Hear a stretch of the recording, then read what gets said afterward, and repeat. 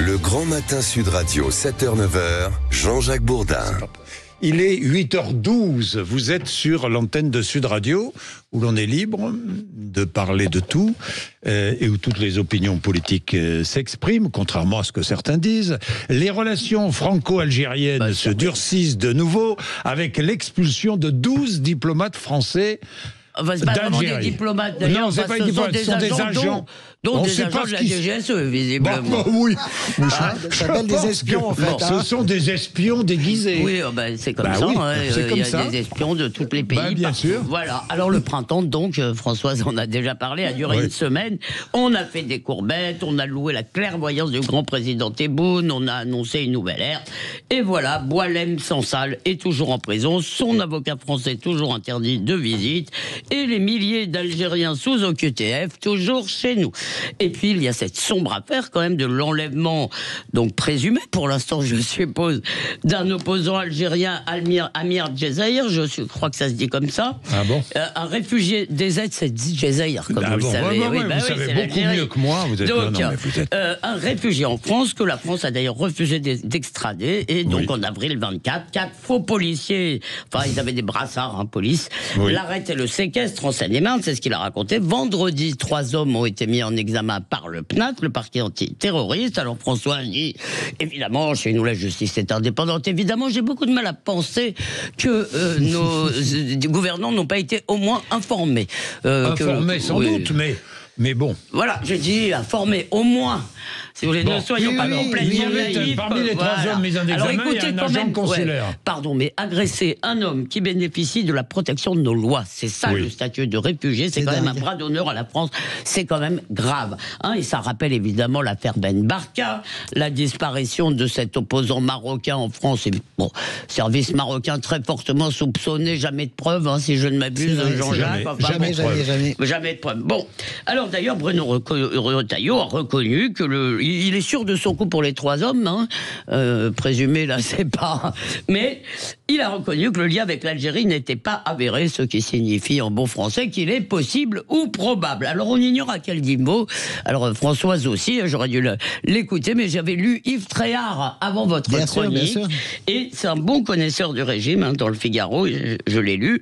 Et il explique que Tebboune est tenu par l'armée, et évidemment que l'armée elle-même a beaucoup noyauté les services ces dernières années, même si elle est divisée. Il paraît qu'elle est très purgée, qu'il y a beaucoup d'officiers en prison.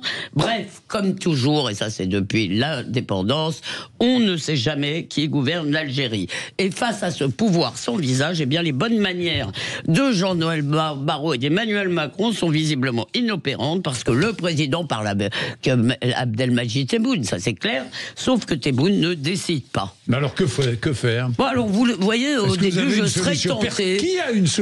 Non, alors je serais tenté, justement. C'est là que je vais peut-être vous décevoir en bien, comme disent les Suisses, parce que je serais tenté de me joindre, comme tout le monde, au concert des incantations. Il faut réagir, il faut en finir avec la faiblesse, il faut montrer ses muscles, arrêter avec la repentance.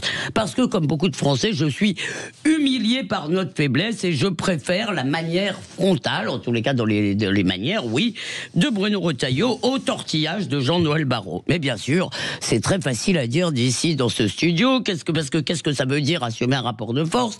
Jusqu'où doit-il aller? Alors quand même, il y a beaucoup de mesures de rétorsion sont possibles, on ne les prend pas, sur les visas, sur les biens.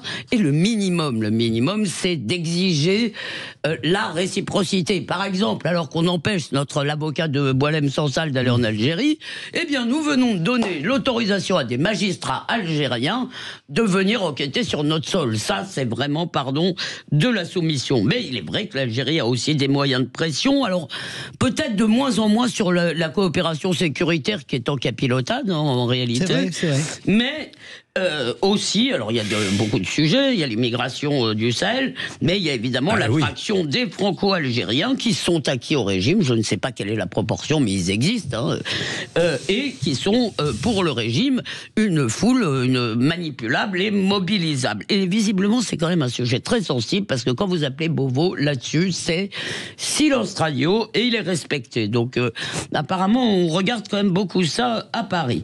Alors, ça rentre dans l'équation. non, mais au passage, je dis que c'est nous qui sommes accusés de colonialisme quand le régime, disons, pourrait manipuler des Algériens, des Franco-Algériens ici. Mais il y a quand même à la fin le blocage psychologique et même psychiatrique, dirais-je, hein, parce que pour les Algériens, c'est très pratique. La France est coupable de tout, je ne vous la fais courte. Mais il y a aussi une grande partie des élites françaises qui sont toujours hantées par la culpabilité coloniale. Vous lisez les journaux de gauche, ça tortille, ça...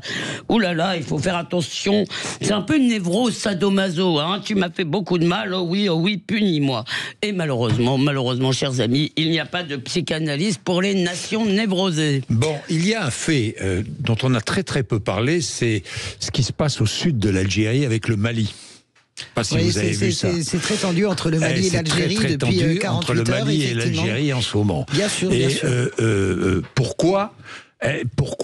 Parce qu'il y a des incursions. D'abord parce que c'est l'immigration qui vient du sud et ça les Algériens sont en train de la subir. La renvoie sans beaucoup de droits de l'homme. Mais les Maliens, la renvoie les migrants vers le désert. Oui, justement. C'est le service qu'ils nous rendent en quelque sorte. Oui, c'est quelque part le service qu'ils nous rendent. C'est le verrou migratoire. Et donc ça, on le sait. Non, mais bien sûr, ça, on le sait. Parce que le Mali, la junte militaire, évidemment... Et n'oublions pas que le Mali, la junte militaire, est sous influence russe. Bien sûr.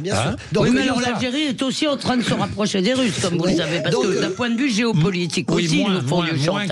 En tout cas, moi je suis d'accord avec Elisabeth, évidemment avec Yves Tréhard, sur l'idée qu'il n'y a pas un pouvoir algérien et que la mécanique est extrêmement complexe et que vous parlez à Tebboune, ça ne veut pas dire que vous parlez à l'ensemble du peuple. Après, je suis exactement comme vous, outré, par exemple, que les magistrats aient le droit algérien et le droit de venir alors que l'avocat de Saint-Salle ne peut pas venir. Ça, c'est lamentable. J'espère simplement que je continue à penser que les coups de manteau ne fonctionneront pas, qu'il faut inlassablement continuer sur la méthode diplomatique pour obtenir la libération de Saint-Salle.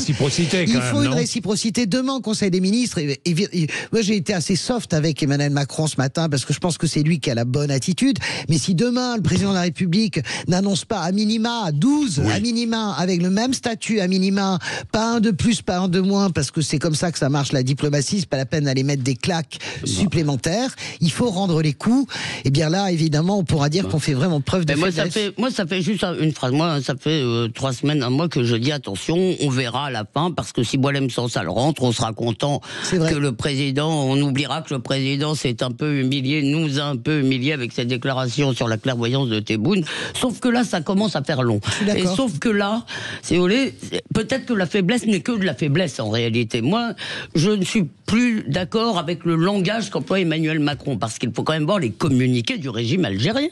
Il nous insulte.